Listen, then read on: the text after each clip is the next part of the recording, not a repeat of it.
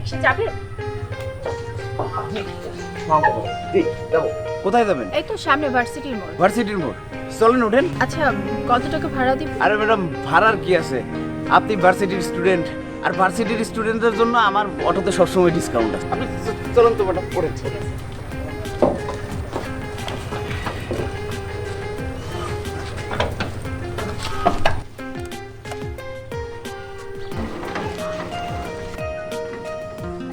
আচ্ছা আপনি যদি কিছু মনে না করেন আপনাকে একটা প্রশ্ন করব। জি ম্যাডাম, করেন। আমি যখন প্রথমে আপনার রিকশাতে ওঠার জন্য আসছি তখন দেখলাম আপনি একটা বই পড়ছিলেন।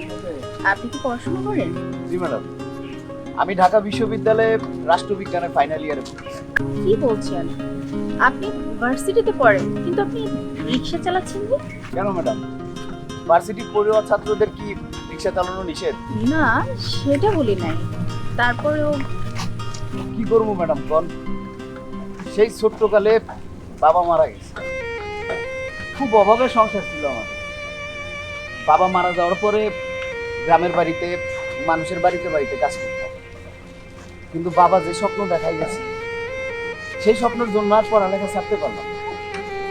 তাই পড়ালেখাটা চালাই দেখি। আচ্ছা আপনার ফ্যামিলিতে কে কে আছে? ঢাকায় আমি একাই থাকি, মানে ব্যাচেলার থাকি, আর গ্রামের বাড়িতে আমার মা আর আমার ছোট বোন থাকে। আপনার ছোট বোন কি করে?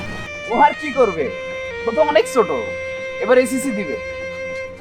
তবে ম্যাডাম এবার তার একটা নাকি ঘড়ি কিনা দিতে হবে, এটার জন্যই আর কি রাত দিন পরিশ্রম বেশি করতে হচ্ছে। আর শতক ছোট বোন তো এটা ঘড়ি আবদার করছে, বড় ভাই হিসেবে তো এটা আমি দিতেই পারি। আপনি তো অনেক সুখী মানুষ, আপনি নিজের সাথে সাথে ফ্যামিলিকেও সুখে রাখছেন। আচ্ছা আমিও চলে আসছি, তাহলে সামনে আমাকে নামিয়ে দিন। জি ম্যাডাম, আইসে বসছি।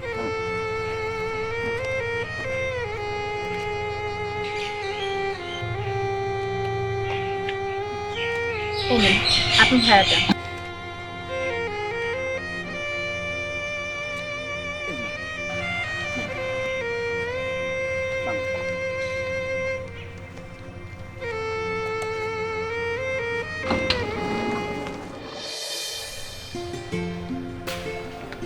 এই রিকশা যাবেন?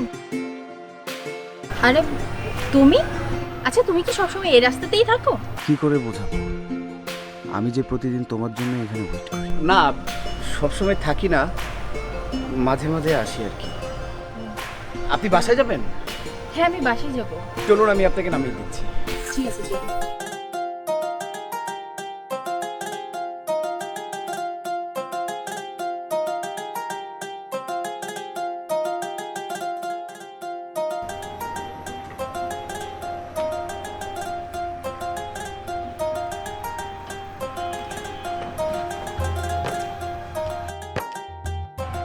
আচ্ছা, কিছু মনে না করলে আপনাকে একটা প্রশ্ন করতে পারি?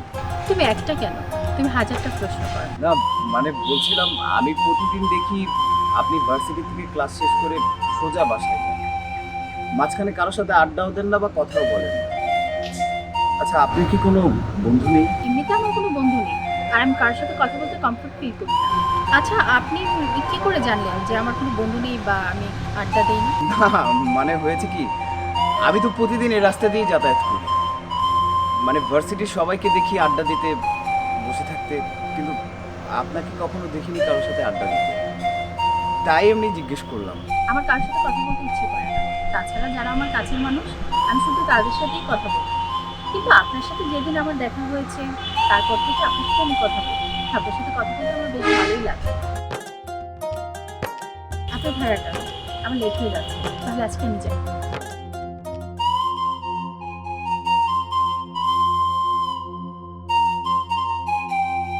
তার মানে আমি কাছের মানুষ হয়ে গিয়েছি, তাহলে আর দেরি করা যাবে না, খুব তাড়াতাড়ি ওকে প্রপোজ করতে হবে।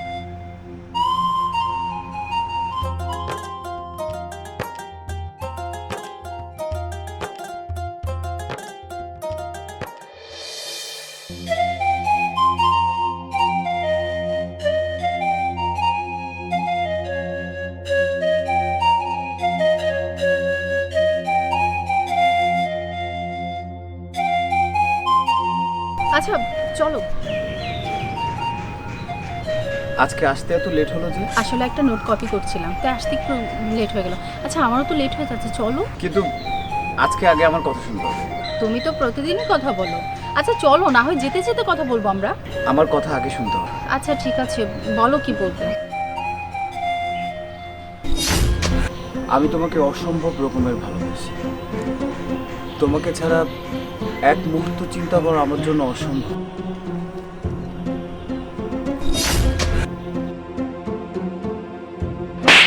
তুই একটা সামান্য রিক্সাওয়ালা হয়ে আমার সাথে প্রেম করবি? তোর সাহস দেখে আমি অবাক হচ্ছি। 2-4 দিন তোর সাথে হেসে কথা বলেছি, কি ভেবে নিয়েছিস তোকে আমি ভালোবেসে ফেলেছি? সোনি, আমার কথাটা তো শুনুন। কি শুনবো তোর কথা? আসলে হয়েছে কি জানিস, ভুলটা আমার। কখনো পায়ের জুতা হাতে নিয়ে হাঁটতে নেই, পায়ের জুতা পায়েই রাখতে নেই। শোন, ভুলে যাস না, তুই সামান্য একটা রিক্সা চালক, আর ব্রাহ্মণ হয়ে কখনো চাঁদে হাত বাড়াস না। তাহলে কি হবে বুঝতে পারছিস? মাটিতে পড়ে যেয়ে মারা যাবে। আরেকটা কথা তোকে বলে যাচ্ছি, আজকের পর থেকে কখনো এই তোর চেহারাটা না আমার সামনে আনবি না। বাই।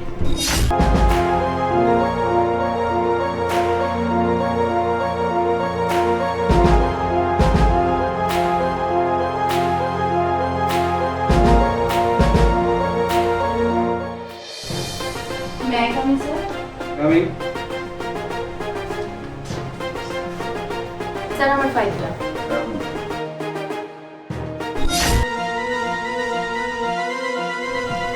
রাতুল, তুমি এখানে?